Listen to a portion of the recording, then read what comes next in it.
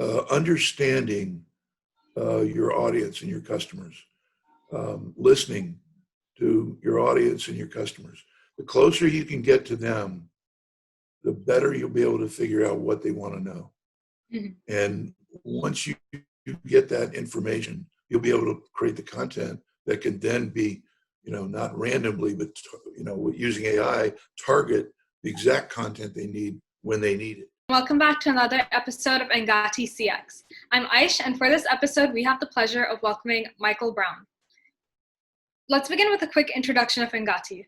Engati is the world's leading multilingual no-code chatbot platform, available across 14 channels with 25,000 bots, created across 186 countries in every domain and use case. Engati has been recognized as a top platform by INC.com, TechWorld, CIO, and many others.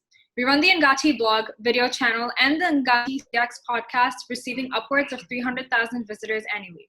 And now for our guest. Mike has a proven track record of bottom-line results in launching and building brands towards and generating positive press. He's great at producing high-impact and award-winning information products, planning ahead, and managing crises. Michael's also really good at using research and analytics to increase qualified traffic, prospects, and sales in B2C, B2B, and B2Gov market space. He's an internationally published and broadcast writer, producer, speaker, and integrated marketing and PR consultant at Brown Limited. Mike has pioneered multimedia and web communication and was the first multimedia producer at IBM. Before we get the inside scoop from Mike himself, here's a quick announcement. We have something special for all of you, so stick around till the end of the interview. Mike, it is so great to have you here. Thank you, and welcome from Palm Beach, Florida. So let's get started with our first question. After this pandemic, what changed in terms of customer expectations, product and service offerings, marketing, and more? What will change in terms of these things? Well, prior to the pandemic, it was business as usual. Many organizations were digital. Many of them had digital outreach to customers and their stakeholders, but now everything's digital. Not everyone in the world has access to digital and internet technology, but for the people that do, they absolutely expect it's digital information, digital shopping, digital interactions, digital payment, digital operations. Everything is digital or going that way quickly. Mm-hmm. I agree with you. So how important is innovation for crisis communication, and how has it been used during this COVID crisis? Well, there's nothing like a pandemic to exercise your crisis communication plan. It may not impact you or your organization directly, but the whole idea of a crisis plan is to handle any kind of situation. And it's very similar to, any kind of natural disaster. Here in Florida, we have hurricanes quite often every year. And so we're used to dealing with the kinds of things that are tough to deal with in terms of the environment. So the crisis communication program that always works best is people first. You have to make sure that the people that work for you are cared for well. You have to make sure your customers are cared for well, and so it's always people first. The other aspect of this is trust and being honest. There's nothing worse than trying to put spin on information or policies that are not good. It's better to be just very straightforward and very honest with everyone involved. You can't lie your way around a problem. You have to be honest about it. And with this pandemic, since everybody's working remotely, what I recommend is people have to over communicate. You have to speak more often. You have to be very diligent about answering emails and texts, phone calls, and make sure you communicate overly than what you may normally in your regular life, because it's difficult for people to stay up to date, and rumors can drive everyone crazy. So it's better to over communicate, and there's always what I like to call grace. You must have grace when dealing with people in these situations, because it's very, very difficult. Everyone's situation is different. They are maybe probably working from home. They may have young children. The kids may be driving them crazy. The stress from family members being in your house that maybe not normally in your house. And so you have to be patient and give people a lot of grace. Mm-hmm. Do you have any examples of what you think are good examples of crisis communication? Well, I've been through a bunch of them because I've had to put those plans in place where early technologies, when I was at Motorola, the technology was very new. It was a problem with the audio was so loud in some cases because the device had a two-way radio, a cell phone, a pager, and what became short message service, which now is text, all in one device. And that the audio was hard to control when switching modes. That device, by the way, became Nextel, the Nextel company. But early on, we had some lawsuits because the audio was hurting people's ears, and it was getting out. And we had not officially launched the product. The product was still in beta, so you can imagine what we had to do to solve those problems. And the best thing was honesty, straightforwardness. Make sure we got the product right. Communication never solves a product problem. It always just handles the situation. It doesn't ever solve it.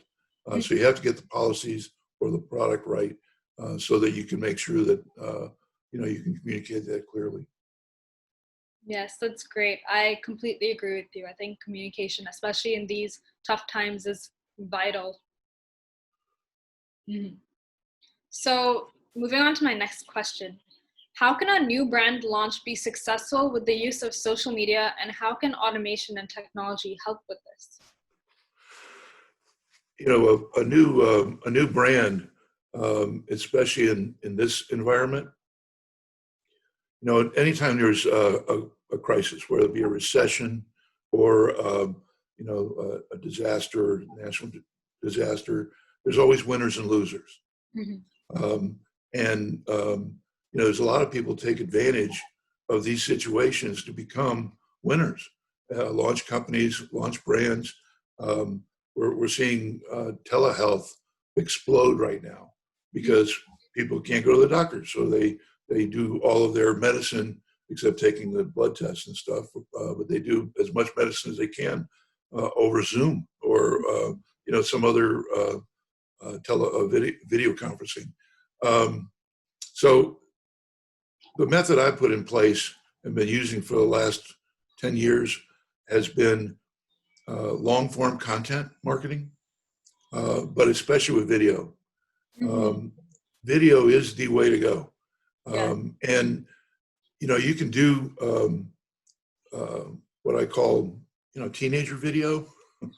You can do cell phone video, but if you're really trying to launch your company and your brand, there's nothing better than having 60 minutes video. I mean, I was trained as a 60 minutes producer, and when you do those stories that way, it connects on a personal level with the audience, and you're not doing just video about a product. You're not doing video just about your brand. You're actually doing video about the industry you're in, and doing news. So you become a thought leader about that industry, and you do become a thought leader in that market space. About 5, 6 years ago, I launched Palm Beach TV for a nonprofit in the town of Palm Beach. The town of Palm Beach is a small, wealthy town. It has about 10,000 residents. Um, the average property tax for the resident there is $175,000 a year. A lot of billionaires, and so it's a very small town. Um, they weren't served well by their news. They had one small newspaper. Television didn't exist. All the local affiliate news, they never came over there unless there was some kind of a disaster or murder or whatever. Oh And so I launched Palm Beach TV for that organization, and it looked just like something you'd see on local affiliate news or on 60 Minutes. We had professional camera people, professional audio people, we had professional editors, we had professional talent on camera. I wrote it and produced it. We put it out every week. It was called This Week in Palm Beach. And with a small uplift of $100 a week on Facebook, we reached 8,400 people in that town every week on average. So 84% market share. And it didn't cost that much to produce. I think we were in the about $700 a week, including the $100 for Facebook. And it just took off. It was only 4 or 5 minutes long, but it was our correspondent on camera would just lead you to other stories to go back to that organization's website. That organization grew tremendously in membership, in the amount of people that wanted to be on the board of directors, and it was a very successful conversion. Because it's always about the finance, it's always about the sale. It isn't about the number of followers and the number of viewers. It's always about the sale. And so it increased their membership tremendously, and it was very successful. And any organization can do it. I'm doing it for another nonprofit right now, and we're growing their audience tremendously. So do you see an emergence of other social medias, like more video friendly ones like TikTok? Do you see an emergence in that? Oh, absolutely. TikTok's on fire. I mean, my kids are horrified that I have a TikTok account. I'm not supposed to have that kind of stuff, but I've been an early adopter in multimedia since the 1980s, and in fact, I produced the first multimedia production that showed off what the internet would be like.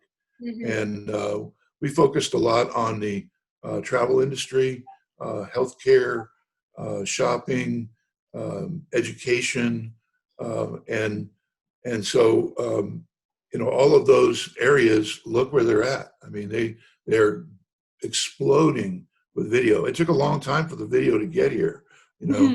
Computing power and bandwidth and infrastructure was difficult, and video technology that was on a television was totally incompatible with video technology in a computer, and so that technology had to develop, and it took 25 years for that to happen. But about 10 years ago, it finally started to catch on, and now what's the first thing everyone looks at on any social media, Facebook or Twitter or Instagram? It's always the videos. They play automatically in most cases. People watch them at least for a few seconds before clicking off, and that's just where it's at. I did a study years ago in a mall. There used to be a television store in this mall, and I watched people. We had a camera on them. Everybody that walked by the television store in the mall, their heads would all turn towards the screens with the moving video. All of them, every single person. I mean, there wasn't hardly a single person that didn't look at the televisions on those screens as they were walking by. They were bumping into each other. They were tripped over benches, all kinds of things, because people are just drawn to it. And so, if you're looking to get people's attention, video is the way to do it. Yeah, I completely agree with you. I think Firstly, I think it delivers more information, but I think it also does so in a personal way. At least if there's a person on the screen talking to you and delivering that information, I think it becomes more personal to the person, and it helps with connecting with what's on the screen, I guess. Well, that's why the production values aren't as important as having the right writer and producer involved Mm-hmm. in creating it, because the right writer and producer will make it have emotional context. Mm-hmm. You want it to be personal. You want to make sure it touches somebody's heart. It's not about the fancy lights and cameras and all of that. It really is about getting that story so that it touches people's hearts, and Mm-hmm. that is the most effective video you can have. Mm-hmm. Everything that I've produced won a New York Film Festival award several years ago, and because it touched people's hearts so much. Um, and and I don't look like a real touchy feely guy, but um, inside, I like to try and find a way to get some emotional connection with the content and the audience. If you can do that, it's going to be well viewed. Mm-hmm. The way advertising has evolved is tremendous. I remember we started off with those static billboards, and then we moved to mass media like TVs and videos, and then we moved from videos to your phone. So do you think AI powered chatbots could be a part of this sort of transformation? Do you think it plays a role when it comes to launching a product? Absolutely. It's very early still. I mean, many of these technologies are still just getting started. I mean, the AI and chatbot industry is what going to be a $15 billion industry in the next few years. Mm-hmm. Um, it's a strong play. There's still a lot of work to do. Um, it's been used very successfully for customer support. Um, but human communication is difficult. The platform has to be flexible. It has to be able to have a lot of different pathways to be able to communicate with people. I mean, it's like a website. If your website only works for one audience and has one path, it's not going to be very effective. Mm-hmm. But the beauty of AI and chatbot industry, they're making it available to have multiple paths, multiple types of languages, and that will eventually get to the point where you can use it to, replace me. I mean, as the writer and producer, I'll be behind the scenes creating those paths and that web of content, but it eventually it will be so robust and so full that you won't have to have many of me around to do it. Mm-hmm.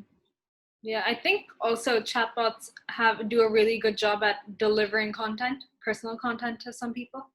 Um, yeah, I think it's incredible. Um, once the once the technology and the amount of content has been produced, because it's a lot of content. Um, think of a library, with all the books. You have to have that much content to be able to communicate with millions of people. And so it takes a lot of content that the technology can go and pick. Okay, I need to pick that piece of content for this particular person. At IBM, we used to say, we're going from many to many communication to one communication. Mm-hmm. We're not quite there yet, but it's getting there. Mm-hmm. And the more one-to-one we can make things, the better off an organization is going to be, because everything's personal then. And you can get to find out a lot about your audience and deliver the exact content they need exactly when they need it. It's a tall order.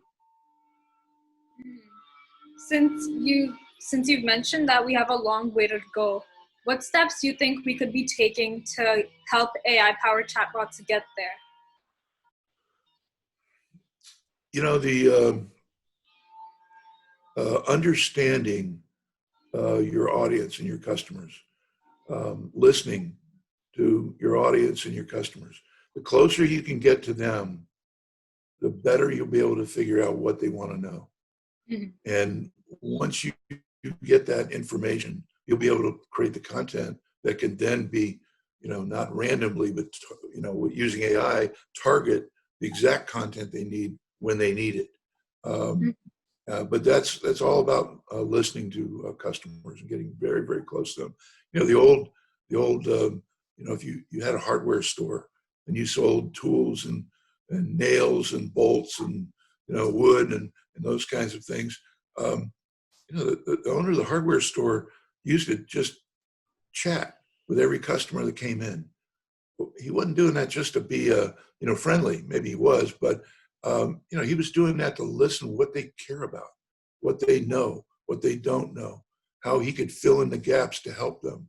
And so that's the key to any kind of marketing and sales, is to listen very, very intently with a lot of purpose to your customer. Mhm. Completely agree with you. Thank you for sharing that. So, moving on to my final question, do you have any other thoughts you'd like to leave our audience with? Well, launching products and services in this market, as I mentioned, healthcare, telehealth has moved into video conferencing, technology space. There's every aspect is expected to be virtual, but it's also expected to be accurate. Uh, One of the biggest issues that's happened with COVID is none of the models were right.